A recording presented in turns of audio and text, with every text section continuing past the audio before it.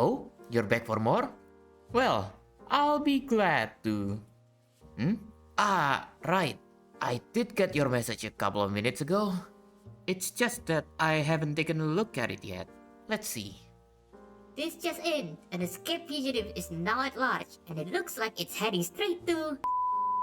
by jumping through rooftops. The police officers that are chasing the fugitive are keeping up with the chase with beautiful and efficient legwork, and it looks like I caught the attention of one of them. Oh my god, did he just wink at me? Ah! Can you give me your number? Oh, he dropped his number on a piece of paper. This is the best day of my life. Alright, that's enough. The reporter said that the fugitive is in... Wait a minute. I can't believe it!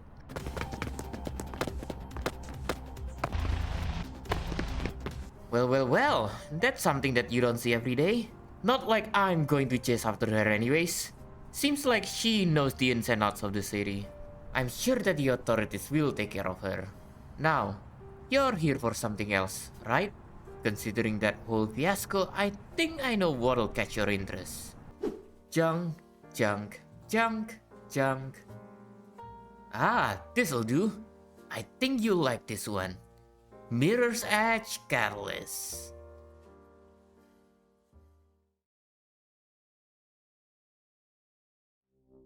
As a subgenre of action games, platformer games are a pretty common thing to see nowadays. Even though the goal is to get a character from point A to point B, there's a variety of ways the game developers could put in terms of map design, world design, and even the gameplay in general.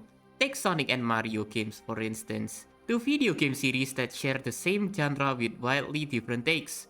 One being more varied with its power-ups to get to places in creative ways, and one being speed. I could name some more examples, Mega Man, Metroid, Ahead in Time, but for now I will be specifically talking about Mirror's Edge Catalyst. Why?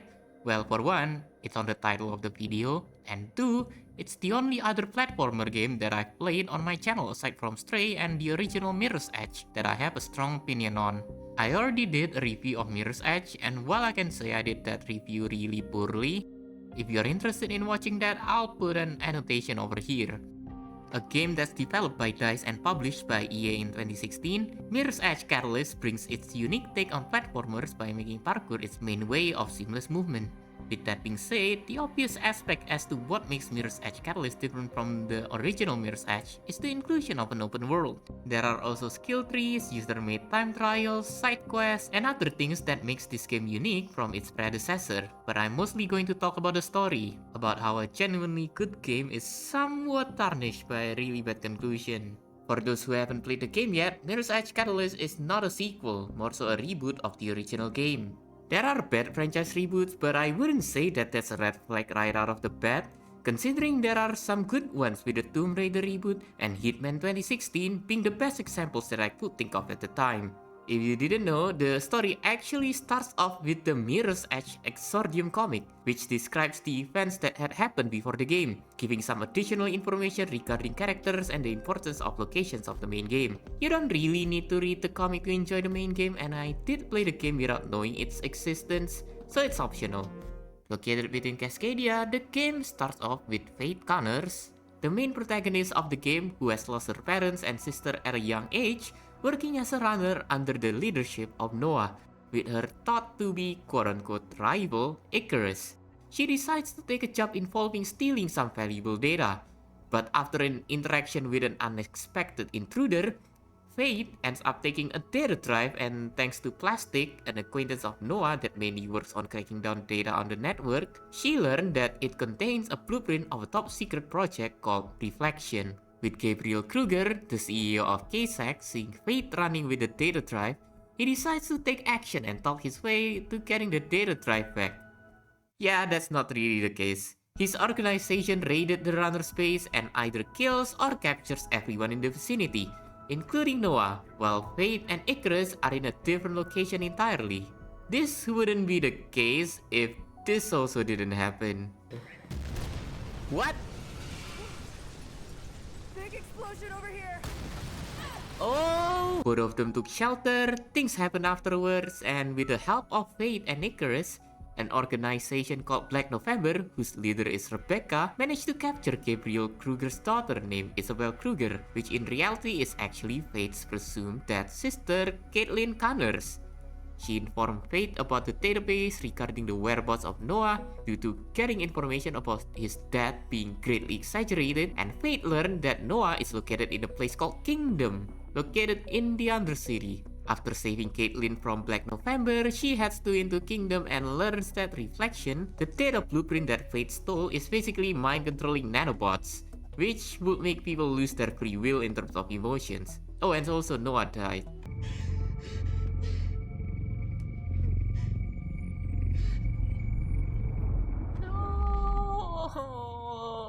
Aline, a person that Fate has saved from Kingdom, explains about a way to destroy Reflection, and with Icarus having been injected with it, the clock is ticking.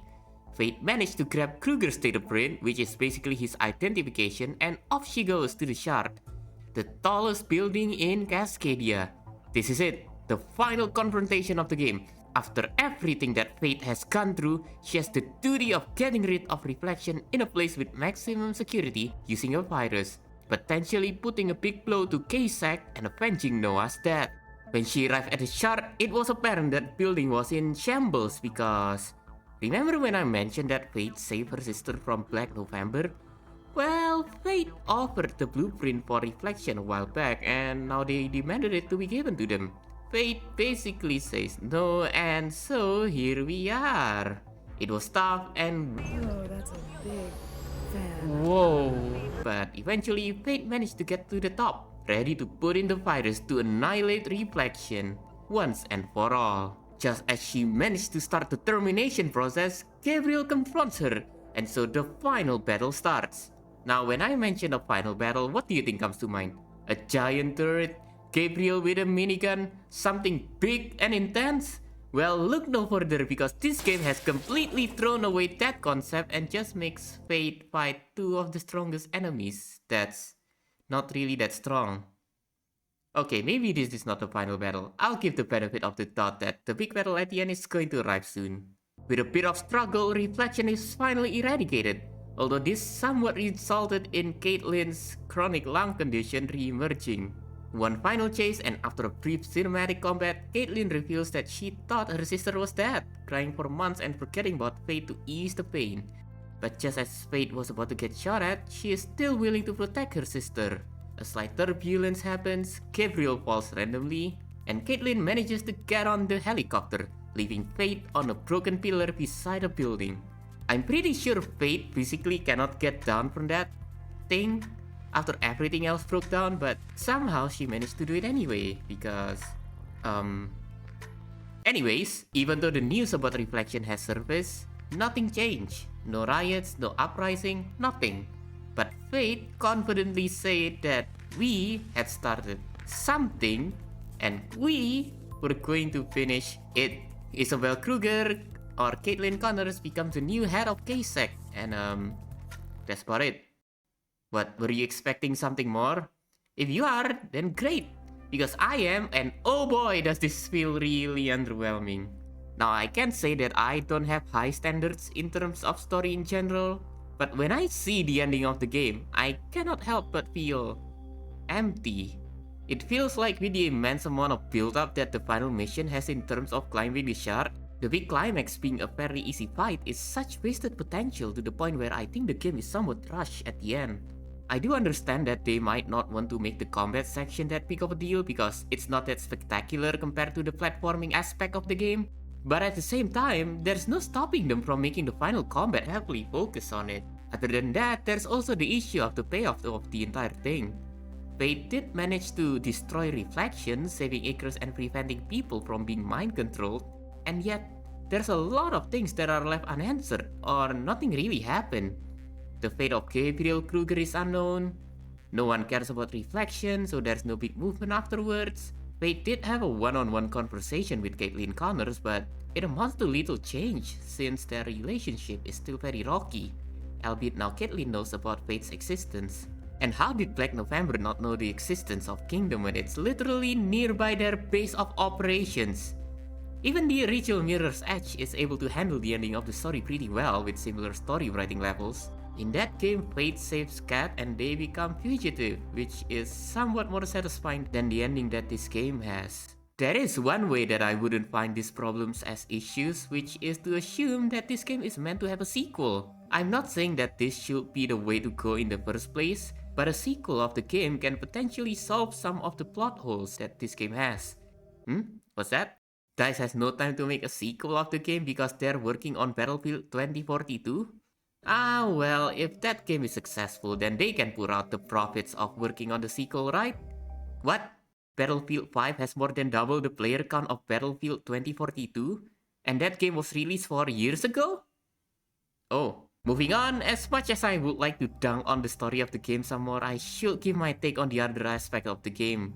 One of the strong points that the game has is how the game looks in general. I cannot lie but say that if I were to live in Cascadia as a normal person, I would be rather ecstatic with how shiny and aesthetically pleasing the overall world looks. It just screams the city of the future. Well, that is before the whole reflection incident, but Fate managed to solve that issue anyways. This, and this are some of the better looking spots that I've encountered, and the developers really did put a lot of effort in making the game look great. Props to them for this one. I cannot really say the same about the combat, which is really repetitive, or the skill tree. They are pretty lackluster in my opinion, but that is fine because the meat of the game lies in the platforming aspect of the game. Mainly how parkour works, and if it flows well.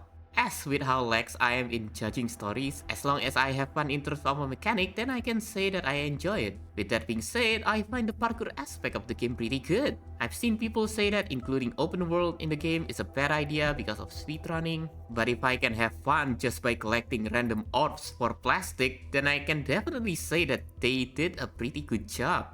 For the people who are thirsting for getting the best time in runs, the game does provide a lot of time trial spots, or what the game called them as dash. And since user-made time trials is a thing, it's safe to say that there are a lot of possibilities in terms of speedrunning certain parts of the game. For those who want to do other things after the main story, the game has around 700 collectibles to find, which includes grid nodes, which are basically just yellow spheres, electronic parts, surveillance recordings, secret documents, and secret bags. While some of them can be found fairly easily after completing the main story, some others are still hidden throughout the map. I just realized that I skipped over Dogen. He basically has the ownership of a painting that's made by the Mother of Fate. Because of that, Fate does jobs for him, expecting to get the painting in return. Occasionally, Dogen also gives information regarding places that Fate has to visit. That is all. Alright, I believe I've tackled everything that I wanted to say about the game, so it's time for the good old classic closure, shall we? As great as the free-running element goes, Mirror's Edge Catalyst contains some poorly executed elements that are rather jarring the more I play. Watching the ending in particular gave me a sour taste as to what is supposed to be a pretty good game. Pairing that up with its lackluster combat system, I wouldn't say that it's an excellent game, but I also wouldn't say that it's a bad game. Open world is a fine addition in my opinion, and the dashes and collectible hunts are pretty fun to boot. I would still recommend people to play this game considering its strong points, but do be aware that if you find the combat or the story to be lackluster, because that's most likely going to be true. At the end of the day, I do understand why people don't like the game. It is such a shame that what it's meant to be a reboot of a pretty great game came out to be just good. And with what DICE is doing at the moment, it's safe to say that we won't be seeing Fate running again for a while, or even at all. So, what do you think about that one? It's a bit different from what I showed you a while back, but I feel like it's a pretty good archive for me to keep. As much as I would like to talk to you a bit more, I'm afraid I have to close up for the day. I have some rather confidential things that I would like to keep safe, mainly because of the recent escape fugitive incident. What is it that I'm trying to guard? Well, it wouldn't be confidential if I would say it to you. If you do really want to talk, then maybe we could visit the new cafe around the block in an hour or two. What do you say?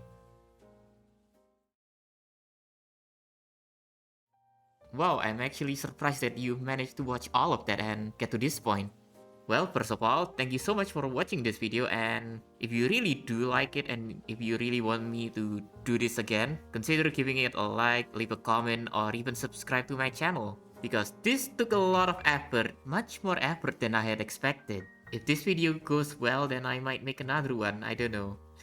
Second of all, I did talk about going to the cafe for some more chatting and stuff on the end of the skit, and that thing is going to be a real thing. I'm basically going to talk about what happened, where have I been, why does it take more than 3 weeks to make this video in general. It's a long story, so I kinda decide to just separate it to another video, because at this point I haven't been uploading anything for a while.